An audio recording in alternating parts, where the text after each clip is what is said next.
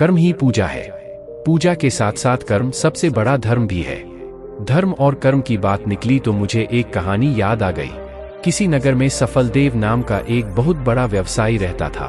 उनके 2 पुत्र थे। एक का नाम धर्मदेव तथा दूसरे का नाम कर्मदेव था।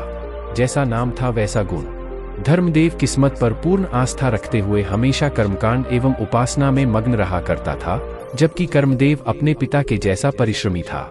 सफलदेव अब बूढ़े हो गए थे, इसलिए वे अपने दोनों बेटों को व्यापार के गुर सिखाकर व्यवसाय में दक्ष बनाना चाहते थे। एक दिन सफलदेव अपने दोनों पुत्रों को अपने पास बैठाकर व्यापार के बारे में समझाते हुए कहा, अब मैं बुढ़ापा की अवस्था में आ गया हूँ। व्यापार को अब सही तरह से चलाने में समर्थ नहीं हो रहा हूँ, इसलिए अब तुम दोनों इस व्यवसाय को संभालो। उन्होंने दोनों पुत्रों को आवश्यक सुझाव देते हुए व्यवसाय को संभालने की जिम्मेदारी दे दी। पिता की आज्ञा का अनुपालन करते हुए दोनों पुत्र व्यवसाय संभालने लगे। अपितु पुत्र के नाम एवं स्वभाव के अनुसार धर्मदेव अपना ज्यादातर समय कर्मकांड और पूजा पाठ में ही गुजरता था, परंतु कर्मदेव अपना संपूर्ण समय कारोबार को ठीक ढंग से चलाते हुए उसे और बेहतर ढंग से चलाने के लिए दिन रात परिश्रम करता रहता था। कुछ दिनों के बाद सफलदेव अपने दोनों बेटों को अपने पास बुलाकर कारोबार के बारे में जानकारी ली। उन्हें यह जानकर बहुत खुशी हुई कि कारोबार में तरक्की हुई है। उन्होंने कारोबार में तरक्की के लिए दोनों बेटों को शाबाशी देते हुए 50 से 50 स्वर्ण मुद्राएं उपहार स्वरूप भेंट दिए। उन्होंने दोनों को इसी तरह मेहनत करते हुए कारोबार पर ध्यान देने की सलाह दिए। धर्मदेव को यह बात हजम नहीं हुई।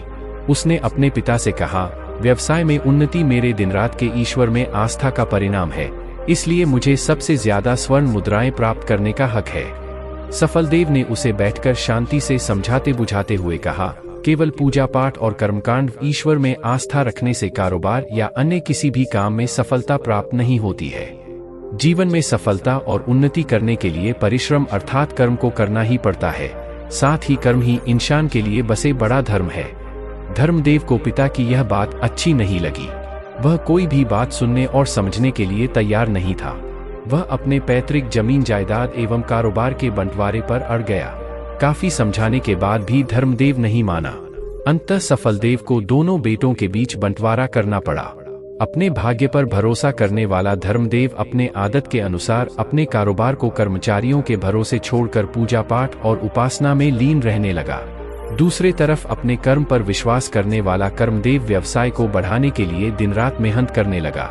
कुछ दिनों के बाद कर्मदेव का व्यवसाय दिन दूनी रात चौगुनी के हिसाब से तरक्की करने लगा, जबकि धर्मदेव के व्यवसाय में बढ़ोतरी तो दूर और सिमटता जा रहा था। अब धर्मदेव को अपने पिता की कही बातें याद आने लगी। उसे अपने पिता द्वारा समझाई गई बातें अब समझ में आ रही थी। वह दौड़े दौड़े अपने पिता के पास गया और अपने किए पर पश्चाताप करते हुए माफी मांगा। पिता सफलदेव धर्मदेव का गले से लगा लिया।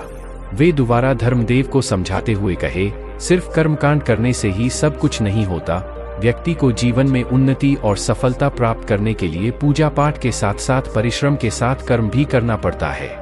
बगैर कर्म के धर्म अधूरा है, अर्थात कर्म करने से ही ईश्वर खुश होते हैं। इसीलिए कहा गया है, कर्म ही सर्वश्रेष्ठ धर्म है। जो इंसान कर्म पर पूर्ण आस्था रखकर अपने कर्तव्यों पर डटा रहता है, वही इंसान जीवन में सफलता प्राप्त करता है। धर्मदेव को पिता द्वारा कही हुई सभी बातें समझ में आ गई थी। वे अपने पिता द्वारा कही हुई बातों का पालन करते हुए कर्म ही धर्म एवं कर्म ही पूजा मानकर व्यवसाय में खूब परिश्रम करने लगा। कुछ ही समयों के बाद धर्मदेव भी अपने परिश्रम के बल पर कारोबार में काफी उन्नति कर ली। अब दोनों भाई आपस में मिलजुल कर सलाह मशविरा करके मेहनत करते हुए व्यवसाय चलाने लगे। दोनों भाइयों की एकजुटता तथा सूझबूझ से कारोबार में काफी तरक्की होने लगी। अब दोनों भाई खुशी खुशी जीवन व्यतीत करने लगे। शिक्षा हम सभी को भाग्य भरोसे न रहकर कर्म को प्रधानता देनी चाहिए। कर्म ही पूजा है और यही सबसे बड़ा धर्म भी है। कर्म करना सफल जीवन का आधार भी है।